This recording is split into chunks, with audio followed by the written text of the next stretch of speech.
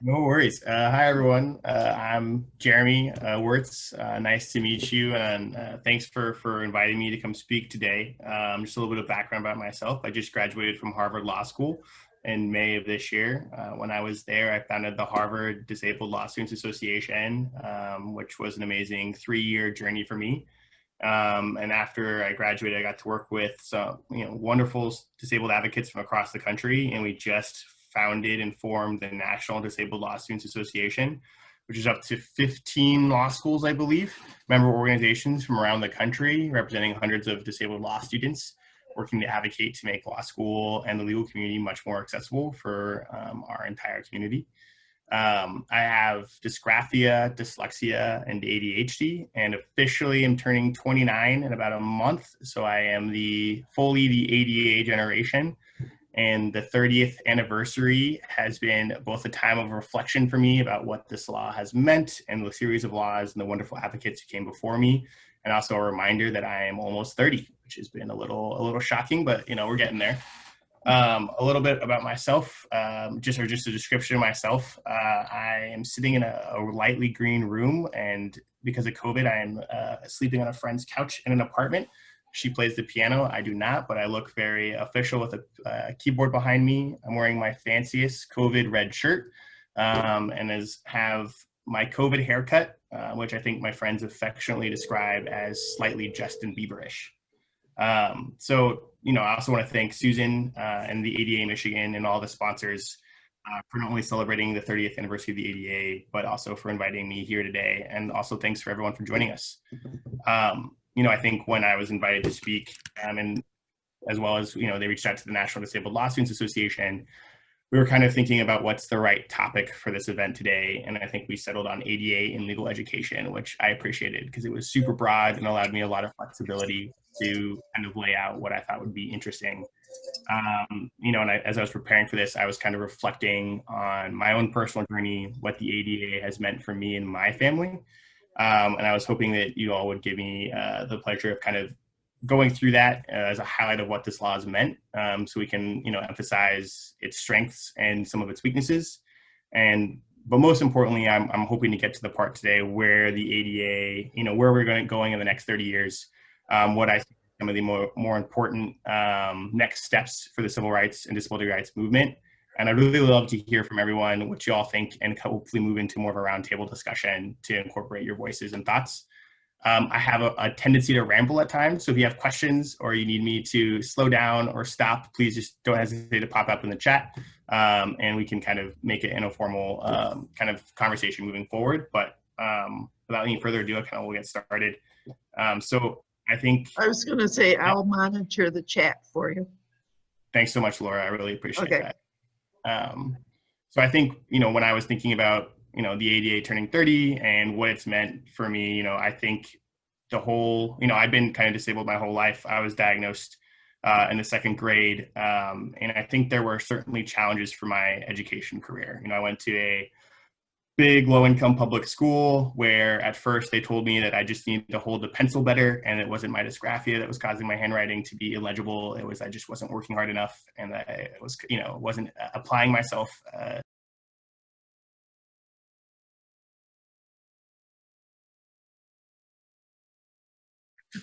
hope we don't crash again. I'm going to shut up because I talk too much. No. So, as I was diagnosed in the 2nd grade, initially, my public school was reticent to give me any accommodations. They tried to, I think, like most students, were trying to talk through physical therapy, through teaching me some skills. I think the worst thing they did was they pulled me out of grammar education from 2nd till 5th grade. Oh boy. My handwriting did not get better, but my grammar also didn't improve, which has been a lifelong struggle since then. But, I think at the end of the day, I had a really dedicated mom who really pushed the school and became a self-taught advocate, and I was actually finally able to get an IEP in the 5th grade, which gave me access to a computer, to extended time, to a note taker, which really helped me excel through school. And I really didn't experience too much other academic trouble through high school. I was fortunate enough to graduate and go on to the University of California, Berkeley, where I took my 4 years there, which is really where I think I started to become a disability rights advocate. I think I was blessed to be in the home of the disability rights movement and be around really amazing disability rights advocates at the university. And that's where I think I really first developed an identity for being disabled, what that meant, and kind of what my experience was going to be. I loved my time at Berkeley. As anyone will tell you, I'm a big Bears fan. I wear a lot of blue and gold. And I really loved that experience, but it's also where I think I faced the first bump in the road, really from my end. I kind of came into Berkeley hoping to go to law school. And I went into my disability rights advocate or disability rights, coordinator. And, they sat me down and kind of gave me a real heart to heart, which was, hey, you seem like a smart guy, but I don't think law is going to be the right choice for you because the LSAT is this incredibly hard barrier to get through if you have a disability. They're not good at giving accommodations. And if they do give accommodations, they're actually going to give you essentially a black mark or a scarlet letter on your application that will show and flag to law schools that you received accommodations, and they'll treat your application differently. And then they had this other list of things I could do that were law adjacent to kind of build my career around. And that was a really hard thing to hear as a 19-year-old. I think that's the first time that I really recognized that my disability might be a limiting factor. And I kind of went home and pouted and was pretty upset. And I was actually, I kind of called my mom, who had been in my corner. And my mom kind of gave me a really heartfelt talk, and she really kind of highlighted to me that I needed to push on this issue. I knew my mom was always disabled like me. She has dyslexia, but I really didn't know much about her story until we had this conversation. My mom was born in 1957 in Fort Wayne, Indiana, and she attended the local elementary school. That's the name always stuck out to in my head. It's Francis Slocum, through kindergarten through fourth grade. She struggled pretty early on to keep up with other students, particularly in reading. Her teachers labeled her as dumb and lazy, and basically tried to bully her into reading better. She recalls being forced to get up in front of the class and try to read aloud. And when she was unable to form the sentences or read at her grade level, she was mocked and was slapped across the wrist with a ruler. She kind of recalls falling back on social and cheating and trying to do other methods to try to get by through class. But by the fifth grade, she was labeled as educably retarded and was put into special education. She, from this point forward, was in a segregated classroom. She was with 5 other students, and the most they were taught to do was to paint, to form words with markers, and really were forgotten about. She remembers the hardest part about this was she was no longer allowed to go to recess with her friends. We would try to hang out with them after school. They would make fun of her and exclude her. And she says at this point, by 5th grade, her life kind of took a pretty sharp downhill turn. Her parents didn't really know what to make of it, didn't really know what they thought special education in Fort Wayne, Indiana was sufficient, and just encouraged her to try to do what her teachers would tell her to do, and she'd get through it. In 1969, she was fortunate enough her parents actually moved to Del Mar, California. And when she got there, her California school was more of the similar. They put her in special education again. But this time she had a teacher who kind of looked out for her and I think tried to do what was right, and told her mom about dyslexia and that my mom was probably disabled. Her mom, my grandmother, took her to a learning specialist in the 70s. And I actually got the notes when I was preparing to get this together from the learning specialist.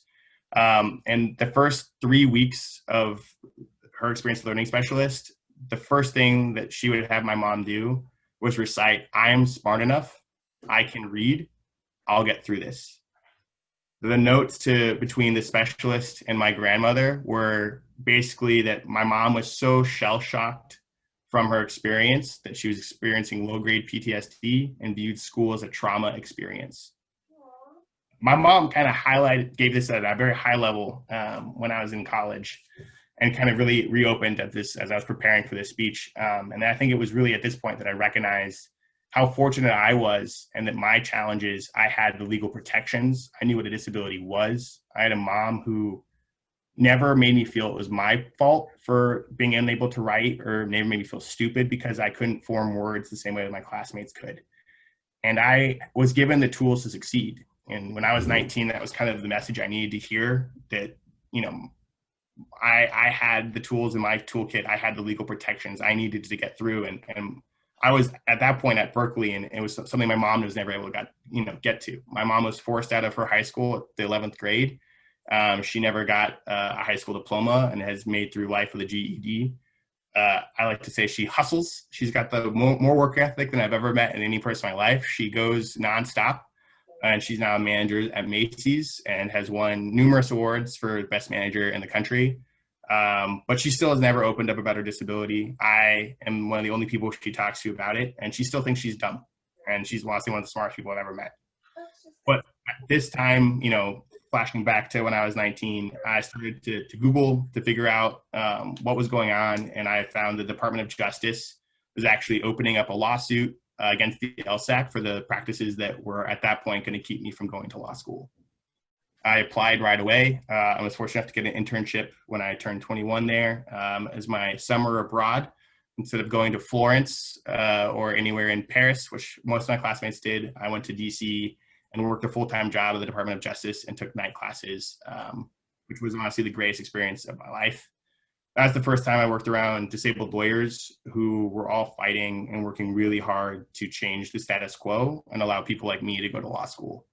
I watched in awe as these amazing lawyers fought the LSAC tooth and nail, and eventually when I was there, settled and completely overhauled the system that had excluded so many of us from going to law school.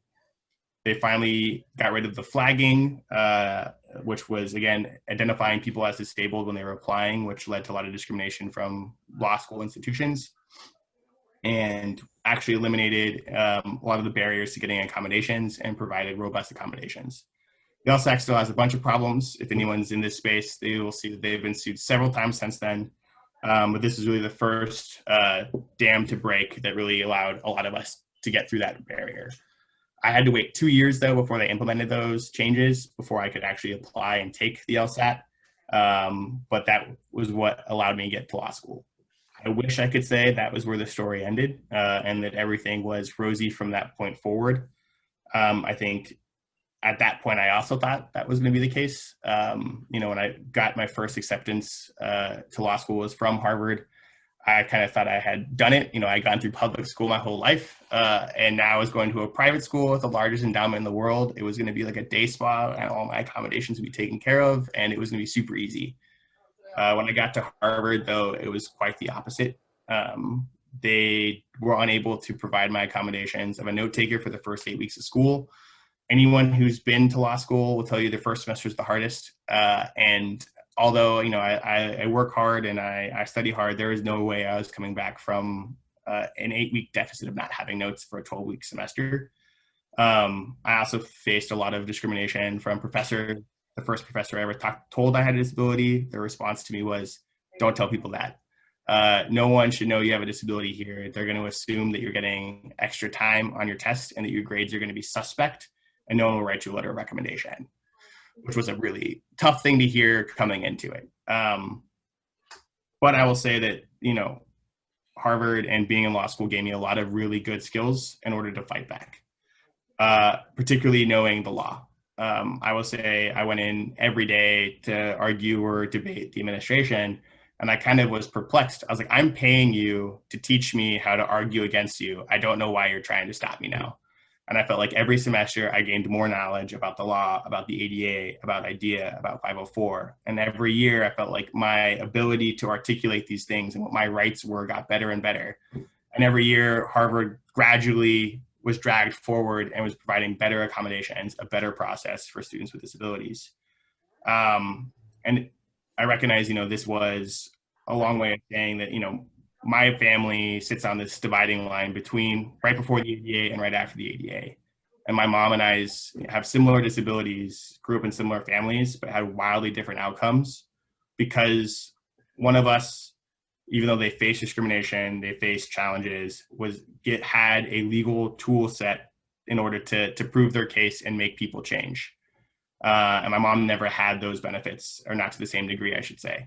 And it radically produced different outcomes. Not to say that my mom isn't successful, not to say that my mom isn't, hasn't lived a full life, but I think my mom always wonders why. What if she was born 30 years later, what could she have accomplished? What could she have done?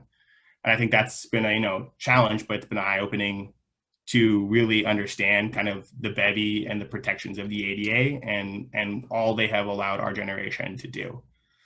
I'm going to now pivot a little bit more towards the legal community, what it means to be a lawyer with a disability, and kind of a little bit more of what I think the ADA has done really well for our generation and kind of where it is missing and what we need to do better. I think the legal community, like I said, like many other communities, had these systemic barriers in place that prevented people like us from getting to it. And so when I walked through, Harvard's doors and like so many of the law students that I work with, it felt like we were the only ones. And I know we weren't, but we were certainly very new to the community. I think the best numbers to explain this was in 2016, Harvard, which has a class of 600 first years, had about 25 to 35 people identify as disabled. 2017, which is the first year the LSAC changes were really put in place, that number shot up to 110 almost overnight. And so it was a really big difference from the law school's perspective about how many people with disabilities were walking through its doors. And I don't think professors or the legal community was ready, but I know we were ready to make a difference, and it was pretty exciting to be part of that new wave of people getting to law school. I think it was, it's challenging right now in the legal community. The most recent survey of lawyers says between 1% and 2% of all lawyers have disabilities, and we rank as one of the most underrepresented communities within the legal field. This has a lot of interesting problems. When I was applying for a job at a law firm, I got the advice not to identify as disabled. It's the first time I ever didn't identify with a disability in a job interview before. And I think it's created unique challenges to try to hide who I am and when and where not to identify, and when and how not to get accommodations.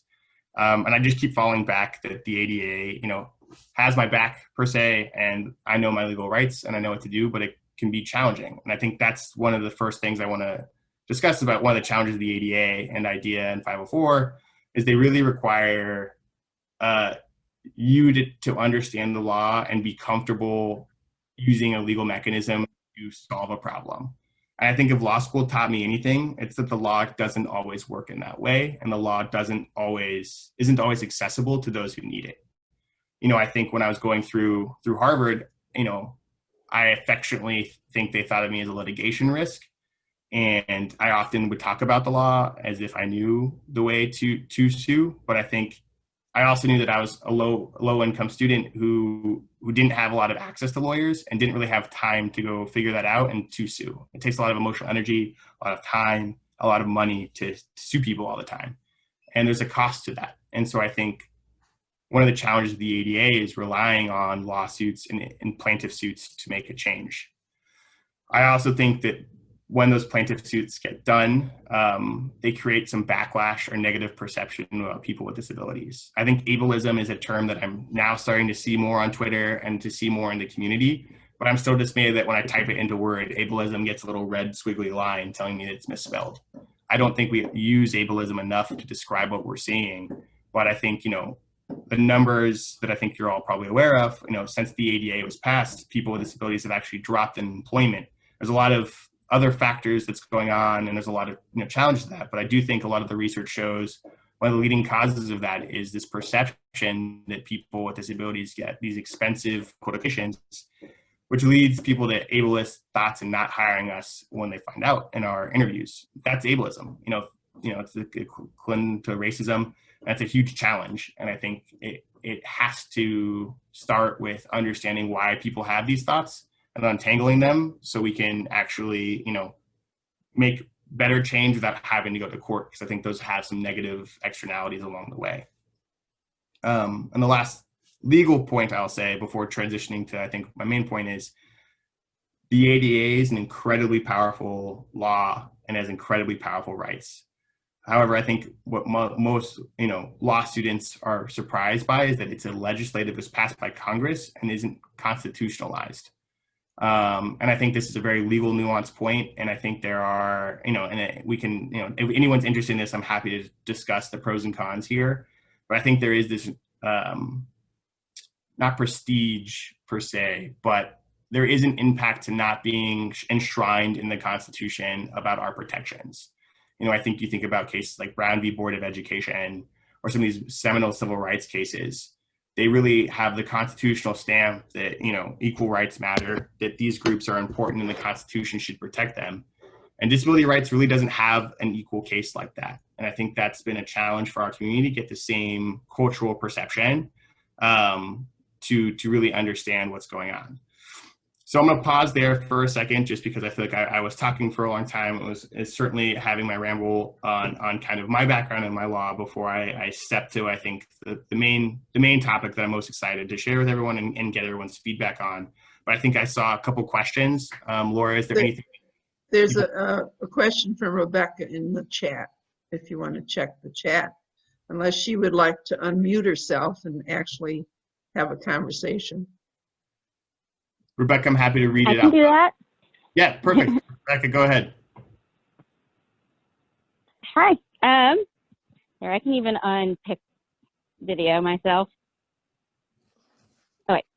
Hi. Okay. Yeah, I graduated in 2016. I'm in California. Someone asked. And I'm a disabled lawyer. I have endometriosis and migraines. I was in a wheelchair for a while. Not anymore, thanks to nerve blocks and whatnot. But I've had a really hard time actually breaking into the law. And it's been really difficult. And I'm really underpaid a lot. I get paid like $15 an hour. Yeah. And I just was wondering, like, how you actually go about doing it. Like, I've gone to the labor board. Like, I've sued. I've tried to use their rights. I've complained. Literally, I just get brought up Post-it notes, Yeah. like, so, I've become more interested in maybe pursuing like disability rights because of my experiences. Because honestly, I actually didn't really view endometriosis as a disability for a long time, but obviously it is. But yeah. I guess. Yeah, I know. Advice? I would love that. I'm also ADHD, by the way, so. I get that I'm ADHD here, so I understand that life. I think, I wish I had more better news on how to break into the legal community. As a, baby lawyer myself who graduated 5 months ago, I think I have a pretty, not necessarily, a helpful or experienced perspective. I think what worked for me, was, I'm taking a traditional route. I'm going to a law firm. And I, had to apply to, I think I did more interviews than most of my peers to try to get a firm job. It was certainly like a challenging experience, but I think I just kept sending resumes and interviews, which I think isn't helpful advice, because it is like kind of like yep, I've done that. And, if you haven't gotten through it, it can be challenging. I will say finding non-traditional paths into law has been the best advice I have, which is find those communities that you have unique access and understanding, and people will value that. That can be things like the disability rights, DRA, can be different disability rights organizations, can be a lot of employment or labor organizations. I think labor law, there's a lot of overlap with disability rights law, and it is a more traditional business setting that I think people with understanding of disabilities on the plaintiffs and defense side, if you're interested in working in the defense side, which I know has its own qualms, and I think, if that's not interested in you, I think that's totally valid. But there is a lot of interest in, and they view disability in a different lens. And I think Beth just posted a disability advocacy coalition for legal professionals. It's a Facebook group, which I'm a part of, and there's a lot more experienced lawyers who I think will be able to give both of us, as someone who's also trying to break into the legal community, a little bit more practical advice on this. And again, I'm happy to chat offline, and we can, lean on each other to figure it out as young lawyers, because I think we're both trying to solve the same puzzle. And I can't promise we'll solve it the first time, but I think the whole Facebook group is very supportive, and we all kind of provide a space to just either vent or get support we all need as we try to face those challenges together, because it can feel incredibly isolating. And I hope there's a whole community of people with disabilities and here to really support you as you go through that journey, because it can feel very daunting at times. Yeah, Rebecca, because I mean, yeah. Beth put a link to that Facebook, this Legal Professional Disability Advocacy Coalition, in the chat. Awesome, thank you. Yeah, resources And then AJ said that there's a LinkedIn group as well. Put that link in there too. So. And both awesome. Yeah, because I was just saying both are very good groups to join. great. Yeah, because I found this field to be surprisingly hard to get into. Yeah, no, I think that is a real, very, very valid point, and it is incredibly challenging to break into, particularly when the community faces, we face such discrimination from the legal community, and it's very, I think we're very much at the forefront of that. And so, I think those groups would be hopefully a good starting place. And again, I think this is the starting of a conversation. And I will say it's encouraging in that, you kind of have to hustle until you get that first thing, and then from there it can build a career. And so, we're here to help as much as possible and provide any assistance we can. But I'm sorry that it's been so challenging. I know it's I know everyone on this chat probably understands it better than most. It is never fun to feel discrimination in your career and kind of reach that breaking point of, I don't know where to go from here. Yeah, I was one of those LSAT cases, by the way, so thank you. Hey, thank you. I think it was such a case, and again, there's we all could do a whole hour discussion just on that. So interesting. But yeah, thank you for being one of those plaintiffs. It was a really fascinating case to work on, and highlighted the value of what law can do. Rebecca, why don't you Yeah. put your email address in the chat? Okay. It's not just legal education. I got a graduate degree in rehab counseling in 2000, and the state of Michigan had a job, 11 jobs available, and they required my degree. They hired 11 people without it. Yeah, it's I think it is the growing challenge is a lot of the professional degrees, professional world, and I think one of the statistics that highlights that, Susan, is people with disabilities on average are the most qualified applicants to have a job, because we often are required, like you said, to go get advanced degrees just so someone will believe that we can do the job. And we're also the most underpaid. So it's this weird duality where we're the most qualified, have the most academic degrees, have the most job experience, but we're also the least paid in any given field or respective position. And that's, to me, that delta, that's ableism. That is what's driving that, is people don't think just because of our disability we can do our job, and we have to go get these fancy stamps and pay thousands and tens of thousands, and in my case, hundreds of thousands of dollars, just so someone can prove that I can do this job, that other people don't have to face those hurdles. Yeah, I mean, I have 2 degrees and I wrote a book. I still can't get a job. How hard is that? Yeah, it's ridiculous. Ridiculous, right? And you've had to sue to get those degrees. To me, it's like those things are making you more qualified and a better lawyer and a better than not. But I am encouraged every day that it's, I think there's more of us getting there, and there's organizations like these Facebook groups that are forming, nonprofits that are forming, student groups that are forming all across the country, that I think everyone is taking these fights on. And again, Rebecca, I hope we get to work together to try to solve these both on our individual fronts, but making it so the next generation of lawyers doesn't have to face these same challenges. So I think I'm going to now pivot. No, go ahead. Jump in there. I was just sending my email to everyone. Yeah, no, I mean, part of the reason I went to law school is I was so interested also just in gender bias and like legal education in and of itself, and like how the gender bias in the LSAT questions and the GREs and how we ask the questions and ableism in that. And Okay, I mean, let's- the amount of bias. let's Sorry. move along. yeah, Bye-bye. we'll move along. We'll let you get back to your topic. We can talk much more online. I gave you my email there. But so the next thing I wanted to talk about was kind of a pivot away from the granular legal discussion into more of a discussion of what I think, as I was reflecting on the ADA and the 30th anniversary, what we're really missing, what we really need is a revitalization of a cultural movement about what it means to be disabled and what that experience is.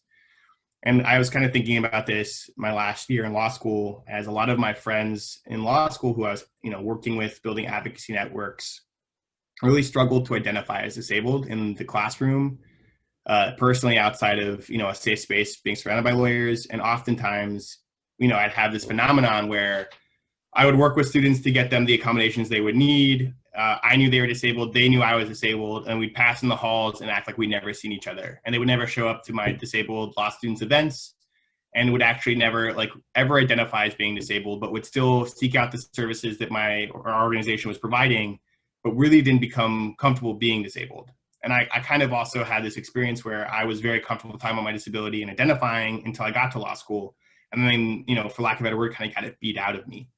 And so I was trying to think about why that phenomenon happens and what's going on, and kind of makes people, I think particularly in, in our generation, particularly in professional fields, struggle to identify.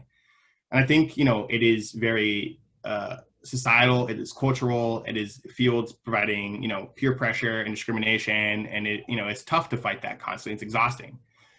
But I also kind of was thinking about my experience of how I contextualized my disability growing up. And I think, for necessary purposes, the ADA and IDEA require you to constantly define your disability and what you can't do or what you need accommodations in order to succeed with. And that is a necessary experience for the law. It's a necessary experience for getting accommodations or for getting services, but it is also not the most productive way to being happy with having a disability and kind of where my thinking is at now.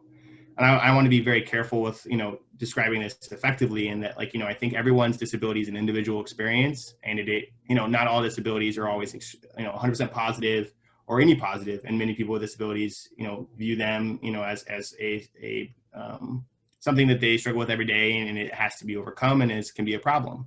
But I think many of us also recognize that our disabilities are a positive and aren't uniquely negative, and that our disabilities are actually assets in many facets of our lives.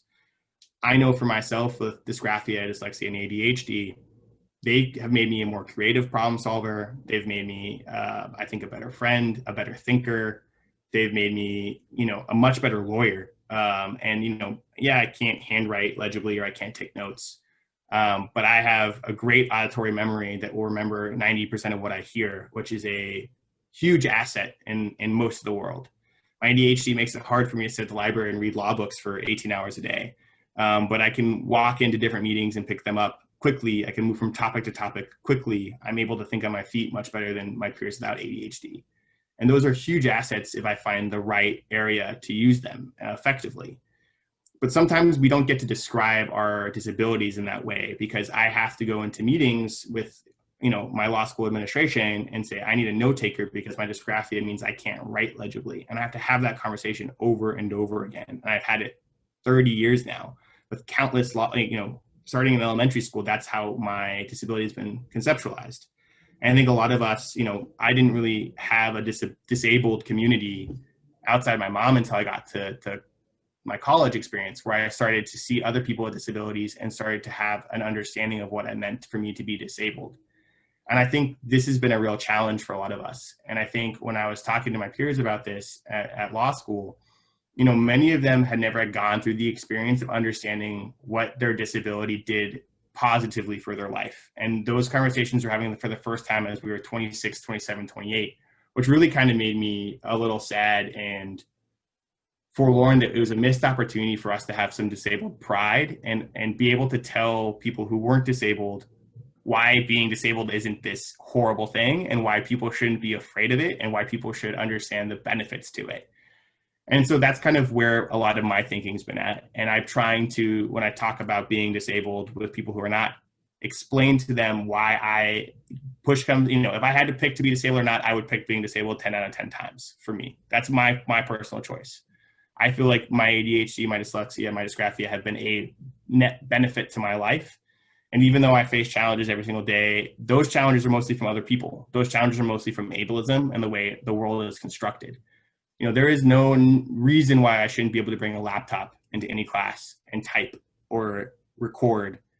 There shouldn't be any reason why the world is designed in such a way that it limits my interaction, particularly in the 21st century of technology.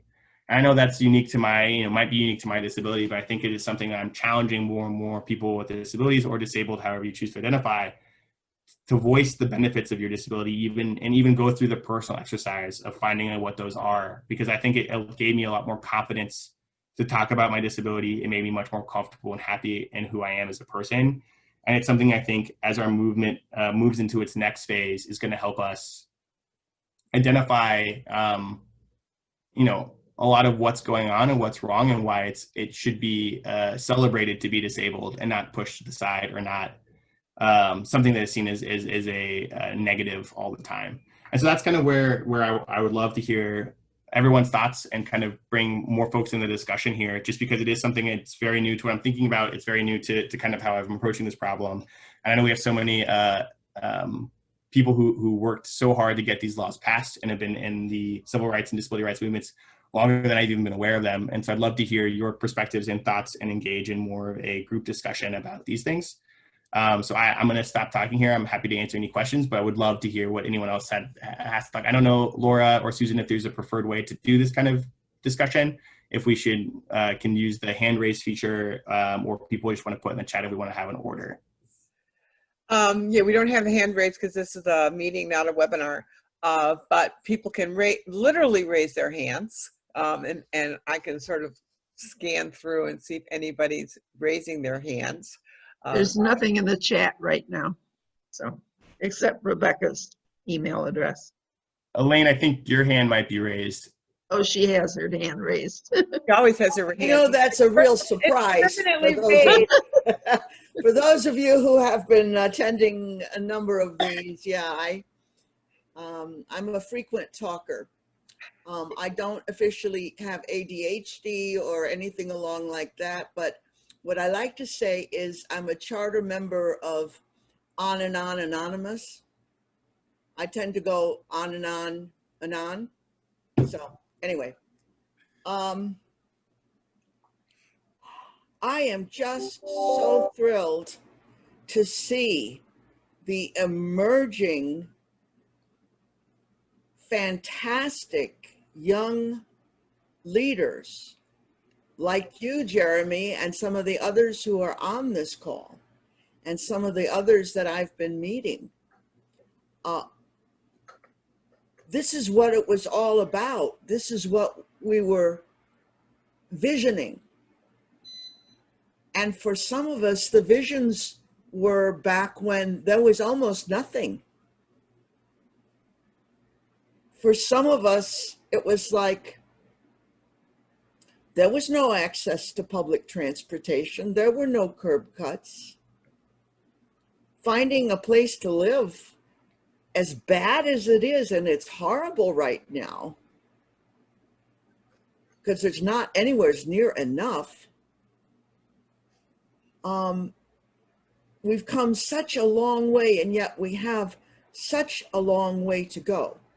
And my sense of what we need to do now is to kind of buckle down within the range, wide range, inclusive range of all kinds of people with disabilities, making sure that we factor in all of the wide range of other points of discrimination that people have, and then as people with disabilities reach out to all of the other social justice groups, together,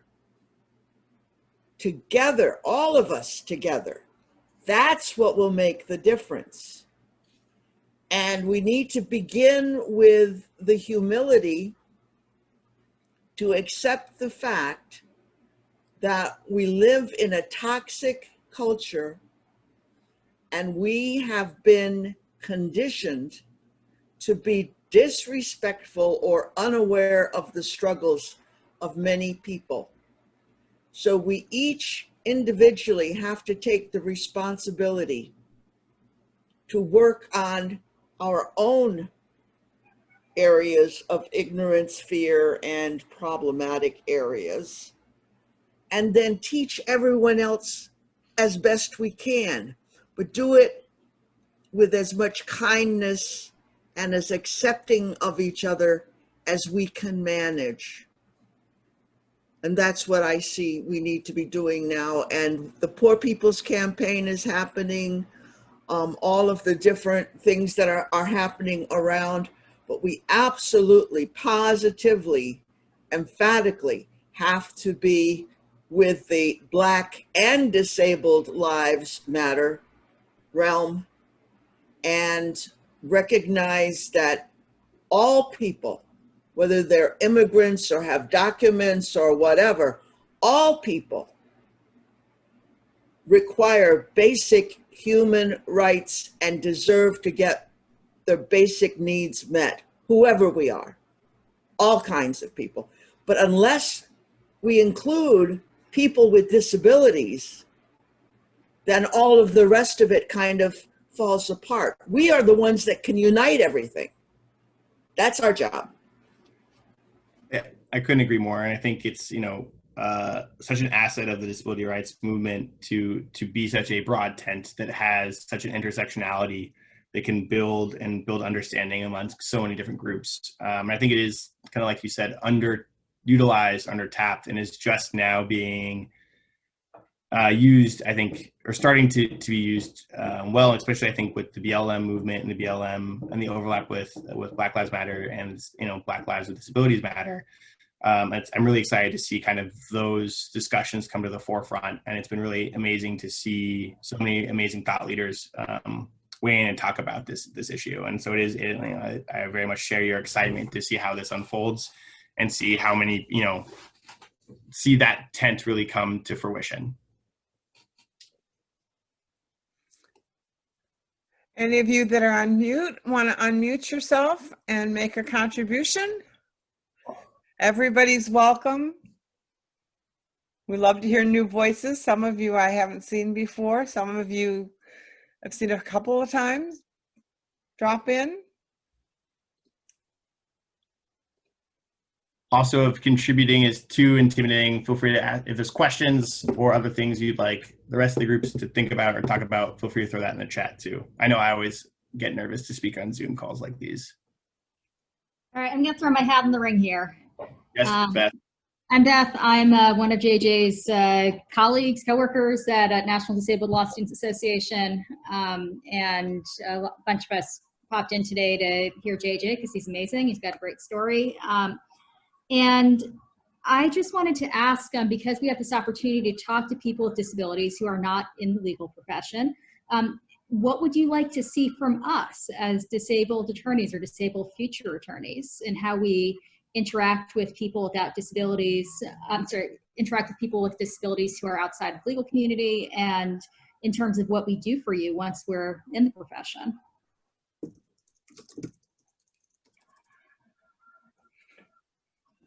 One thing that's not, it's not exactly fair to say this, but the disability movement, the people who are active in the disability movement are primarily people who are impoverished. And I'm not particularly impoverished. And I find it's a movement difficult in some ways for me to be in because of that discrepancy. And I wish there were more people that were employed that were in part of the disability movement. So that lawyers, people who have influence, you know, who aren't the people who really are discriminated away in such a way that they have, their voice has been decimated. There are those of us that have been successful, and we're not often enough part of the movement. You know, we let the people who are still stuck far behind do the talking. And those of us who have taken steps forward need to be more proactive and help, you know, help the people join us where we're at.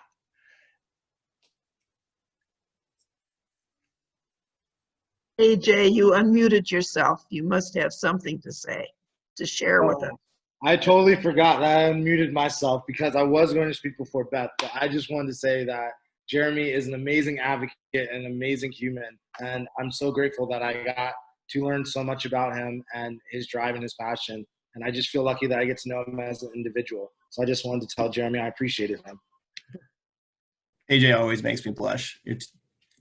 It's working next to AJ and Beth, and I think we've got Jordan on this call is really a dream come true to be surrounded by such amazing disability advocates who do such amazing work. And so, you know, I think the Endalsis team really, you know, to your earlier points, is working really hard to push the ball forward in our own way, and it's been really exciting to work next to all of them.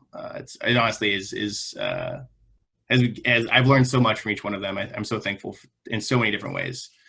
I also think Haley Adams, is your hand up? Yes, I had a question, Jeremy, to your point about students being reluctant to be open about their disabilities, particularly students that you went to school with. I wonder what your opinion or sort of take on how to address the problem of students who aren't, it's not that they're necessarily like afraid to admit or afraid of the stigma, but like maybe have grown up feeling like their disability wasn't severe enough, or like perhaps that to identify as being as disabled would be like claiming an identity that they're not necessarily entitled to, particularly in the realm of like taking advantage of like certain protections that are for, you know, people who I think have more, who are disabled in a more, you know, what I think the common definition of the word is, right?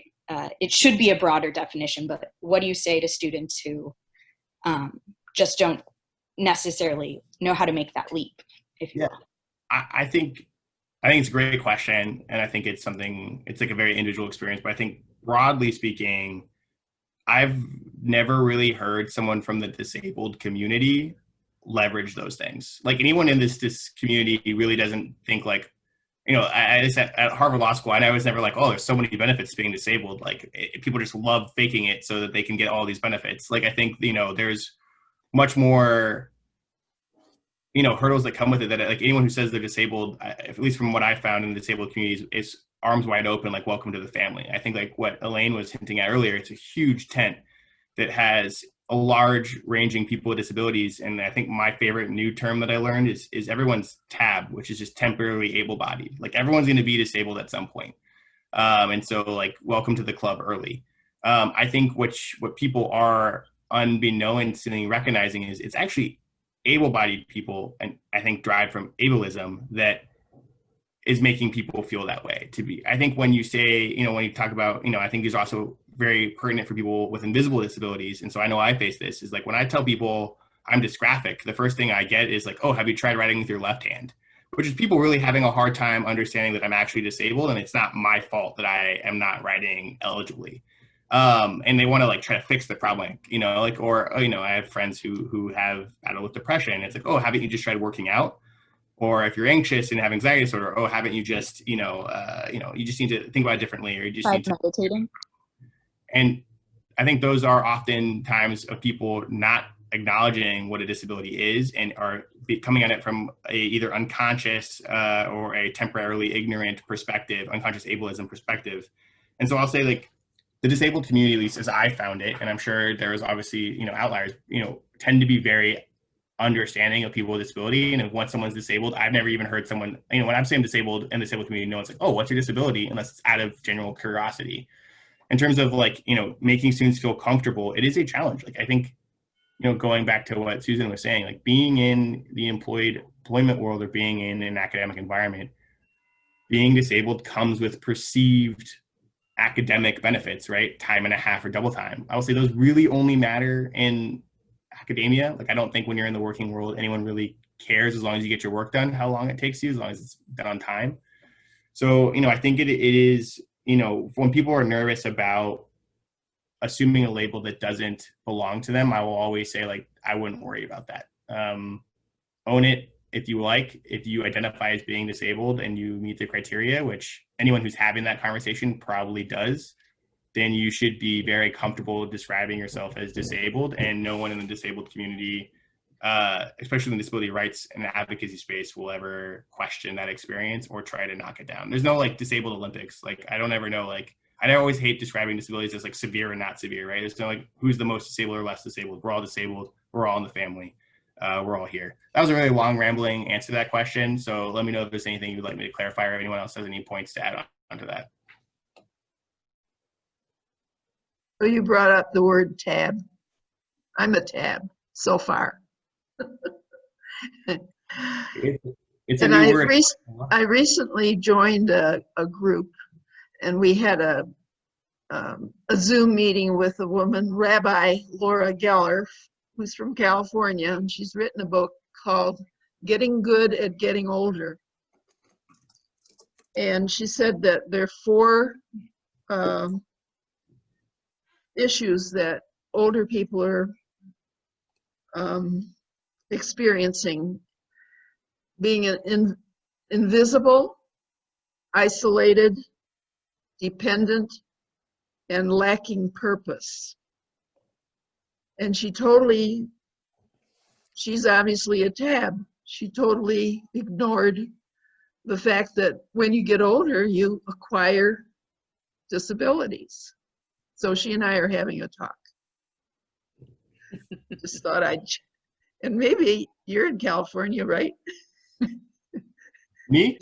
Yeah. Where No, are you now? I'm in Boston still. Oh, okay. I'm from Anyway. California. One day I'll be. When we do Zoom, it doesn't matter where you are. Exactly. If you don't mind, I'll refer her to you sometimes when it comes to Please, happy to talk to anyone about any of these topics. law. Thank you. Of course, of course. Yeah, actually speaking to Laura's point, when I talk to people with disabilities who are depressed, it's primarily because they haven't found a purpose, because they feel defeated by their disability.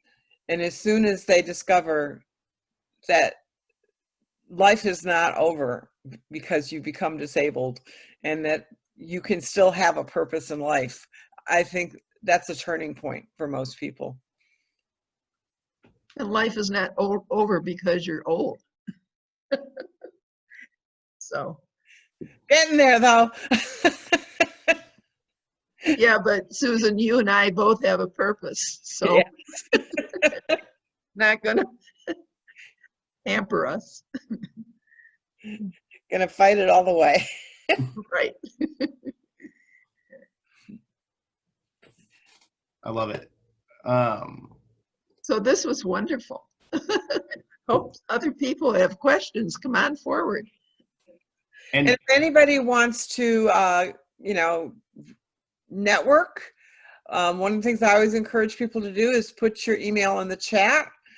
Sometimes somebody said something that resonated with you and you'd like to get in touch, or maybe, somebody's photo resonated with you and you want to get in touch.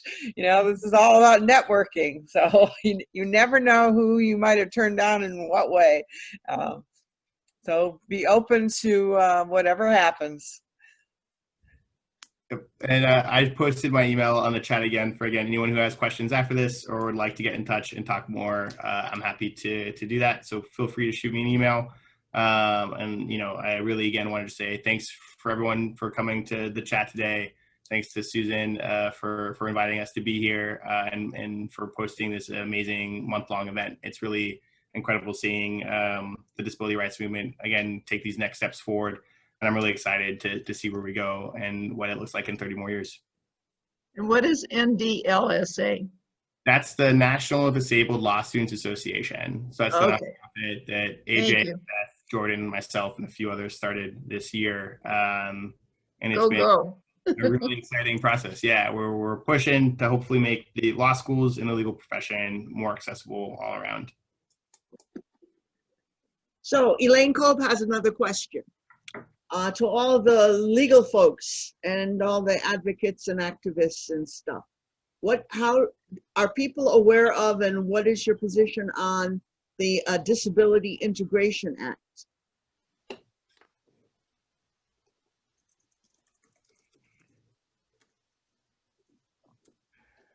So I should know. Well, if you don't, then look it up, because it's for some of us who were very much involved in getting the Americans with Disabilities Act passed. It's been very frustrating because there has been so little real enforcement, and there's very little really established that people have a right, an established right to live in the community if that's where they want to live.